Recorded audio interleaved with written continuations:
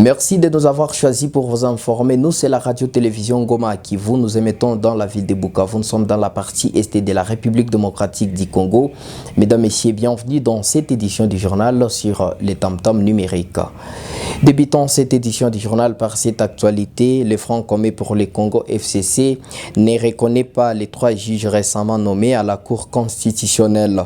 Il dit ne pas être lié par aucun acte qu'ils poseront. Cette précision a été rendue publique le jeudi 22 octobre 2020, tard dans la soirée à l'issue de la rencontre de la conférence des présidents de cette plateforme. Pour Didas Pembe, rapporteur de la conférence des présidents, la plateforme de Joseph Kabila s'est dit prête à tout mettre en œuvre pour barrer la route à toute démarche tendant à déstabiliser les institutions en République démocratique du Congo. Elle continue de crier aux violations de la Constitution et a exigé au président Félix Antoine Tshisekedi de rapporter ses ordonnances qui reliaient portant nomination de ces 3 nouveaux juges en République démocratique du Congo. Marie-Olive Lembe Kabila, épouse du président honoraire de la République démocratique du Congo, sera à Kaziba, en territoire de Walungu, le samedi 24 octobre 2020 et non le vendredi 23 octobre comme annoncé précédemment. Selon un communiqué de son cabinet, ces reports fait suite à un agenda chargé qu'à l'épouse du chef de l'État honoraire à Mwenga, où elle séjourne depuis le 20 octobre 2020. Le cabinet de la première dame honoraire appelle toute la population de Bourigny, Luinja et Kaziba où va se rendre Madame Olive Lembe Kabila, de lui réservant un accueil chaleureux pour ce samedi 24 octobre 2020. Le gouverneur de la province du Sud Kivu, Teongwabi Jekasi, a séjourné dans le territoire de Mwenga depuis le mardi 20 octobre. L'autorité provinciale a constaté le délabrement très avancé de la route nationale numéro 2, tronçon Bukavu-Mwenga. Il a procédé au lancement des travaux de suppression des bourbiers sur les tronçons Kasika-Mwenga afin de permettre de nouveau la circulation des personnes et de leurs biens. Le détail, c'est dans ces reportages de la cellule de communication du gouvernorat des provinces. Route nationale numéro 2, tronçon Kasika-Mwenga Centre. Les bulldozers de l'Office des routes entrent en action pour dégager des montagnes de boue qui s'amoncellent à Kalimoto, l'un des tristement célèbres bourbiers sur la RN2 en territoire de Mwenga. Il s'agit du lancement des travaux de suppression des bourbiers par le gouverneur de province, Teongwabi Jekasi, en visite dans ce territoire. L'initiative du gouverneur a reçu l'appui des autorités coutumières locales, particulièrement le chef des chefferies de Luindi et de Basile, dont les populations souffrent à cause de l'état de la route, dont l'importance n'est plus à démontrer. Donc, non seulement qu'on va donner une réponse à la population d'ici Kivu, celle qui vit ici dans les territoires de Mwenga, mais aussi ça va relancer aussi l'activité économique. Et moi, le plus important n'est pas de lancer les travaux, le plus important c'est que les travaux se fassent dans les délais convenus, les travaux puissent arriver à la fin. Et c'est ce qui compte pour moi. Et moi, ça prouve qu'on n'a pas besoin de discours aujourd'hui. Tout ce dont on a besoin de la population, c'est de rester à côté de la population, mais surtout agir et faire les actes. Long de 25 km, les tronçons Kasika-Mwenga comptent 4 grands bourbiers qui donnent du fil à retordre aux automobilistes. Mais malgré cela, le gouverneur s'est engagé sur cette route de l'impossible pour aller tâter les réalités socio-économiques de ses administrés de Mwenga et Kamituga. Des centaines de camions sont bloqués sur ces tronçons. D'autres n'auront pas la chance d'arriver à destination. Et la conséquence de tout cela, c'est la flambée des prix des produits de première nécessité.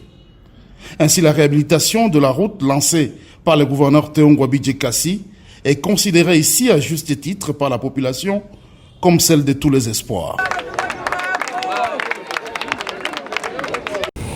Et le député national Amato Bayoubassira a initié une proposition de loi portant modalité d'application de la gratuité de l'enseignement des bases obligatoires en République démocratique du Congo. Selon cet élu de Walungu, les fonds de l'éducation nationale devraient figurer dans le budget national dans le but de permettre au gouvernement d'assurer la continuité du financement de la gratuité de l'école. Suivez Rosine Migabo le point. Pour les députés Amato Bayoubassira, cette proposition de loi a pour mission d'accompagner la gratuité et améliorer les conditions des enseignants sur toute l'étendue de la RDC. Il fonde sa motivation sur la précarité des vies des enseignants en RDC et qui méritent un traitement spécial comme éducateurs de toute une génération. À l'en croire, cette loi vient également répondre aux problèmes des modalités de mise en œuvre, de l'identification des enseignants, des obligations de l'État et des parents, ainsi que les moyens qui financent cette gratuité de l'éducation. Amato Bayoubassira. Dans ma proposition, je parle du début de l'inscription en passant par les obligations de tous les intervenants dans le secteur de l'éducation, les pouvoirs publics, les chefs d'établissement, les enseignants, les élèves, les parents et tous les gestionnaires. Je parle aussi les moyens de financement. J'ai voulu que le fonds pour la promotion de l'éducation nationale, que le décret soit réformulé, qu'on injecte d'autres ressources pour financer l'éducation. Mais aussi, je parle des comités de suivi de la gratuité et je finis par les sanctions pour tout le monde qui voudra entraver la gratuité. Mais je donne aussi des obligations à l'État en ce qui concerne l'identification des enseignants. Ils doivent disparaître les enseignants non payés, les enseignants NI. Il renchérit que parmi d'autres actions parlementaires, il vient également de déposer une question écrite au ministre d'État de l'EPST sur les nombres des écoles agréées en RDC, les nombres d'enseignants payés, ceux budgétisés et non payés et des nouvelles unités. Meshak Bilou, maire de la ville de Bukavu, demande les allégations selon lesquelles il aurait autorisé l'implantation de marchés dans les terrains de l'ISP Bukavu. Ceci fait suite à la manifestation qu'a organisée les étudiants de cette institution universitaire ce mercredi 21 octobre pour dire non à cette implantation. Que ce terrain-là appartient à la mairie et non à l'ISP. C'est le terrain qui est aux alentours du terrain de l'ISP. Et la limite, ce sont les arbres qui sont plantés tout le long du terrain de l'ISP. Mais ce n'est pas pour autant que nous avons autorisé ces gens à vouloir s'installer là-bas. Et nous avons dit aux étudiants que nous allons interdire, personne ne va exercer le commerce sur cet endroit. La question des étudiants, c'était de savoir est-ce que le maire a autorisé l'installation du marché ou non. Et le maire a répondu non. Et le problème était terminé par là. Et parlons autre chose dans cette édition du journal pour vous signifier qu'une fille âgée de 12 ans a été violée dans les quartiers Nyalukemba, précisément sur avenue Albert Kayabou. L'incident s'est déroulé dans la nuit du mercredi à ce jeudi 22 octobre 2020. Cette information est confirmée par la société civile sous noyau de Nyalukemba, toujours dans la commune d'Ibanda. Selon notre source, la victime serait kidnappée par des inciviques après qu'ils aient fait irruption dans sa maison. Une fois leur forfait commis, ces hommes non identifiés ont abandonné la victime dans la rue de son avenue Albert Kayabou. La victime, âgée de 12 ans, a été conduite à la Croix-Rouge pour recevoir le premier soin, nous renseigne Obedi Manvou Eli, président de la société civile sous noyau de Nyalukemba. Pour le moment, nous traversons les calvaires dans les quartiers Nyalukemba, donc la sécurité pour le moment fait défaut. On s'est réveillé, c'était à 3 heures où on a reçu un appel nous disant que non, on vient de trouver une fille âgée de 12 ans violée déjà dans les quartiers avenue Albert Kayabou, cimetière 3. On s'est rendu sur les lieux cette nuit où on l'a déposé devant les chefs d'avenue de ce milieu et voir que cet acte-là ne mérite pas d'être gardé à la maison. Directement, on l'a amené au niveau de la Croix-Rouge Ngouba. Quand on l'a amené au niveau de la Croix-Rouge Ngouba, on voit que aussi elle avait beaucoup de plaies, elle saignait même. Et il a fallu qu'on fasse une intervention au niveau de l'hôpital général de Panzi, qui est le service habilité pour cet effet. Et là où elle est pour le moment, on l'a transférée au niveau de Panzi. Et nous voulons dire aux autorités de prendre vraiment en charge cette fille et cette famille aussi. Et nous appelons aux autorités d'assumer la sécurité de la population et leurs biens. La société civile sous nom de Nyalukemba demande aux autorités de diligenter des enquêtes afin que ces bourreaux soient condamnés par la justice. Les informations à notre possession indiquent que la victime poursuit les soins à l'hôpital général de référence de Ponzi. Et d'ici 2 mois, le marché de Chiriri-Mouloa possédera d'un hangar standard moderne qui pourra contenir 200 vendeurs. Cet ouvrage verra le jour grâce au projet de modernisation du dit marché initié par le groupe Union fait la force. Le lancement des travaux de construction est intervenu ce vendredi 22 octobre 2020. Suivez.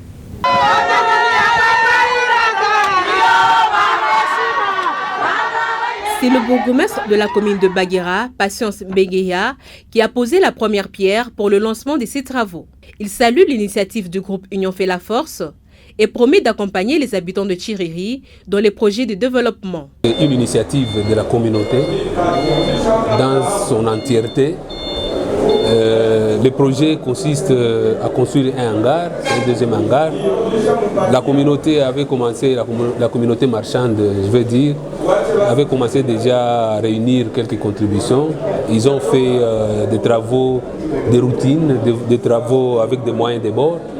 Mais heureusement, ils ont eu un bienfaiteur qui les avait appuyés avec des tôles. Et avec la notabilité, ils ont décidé de faire mieux.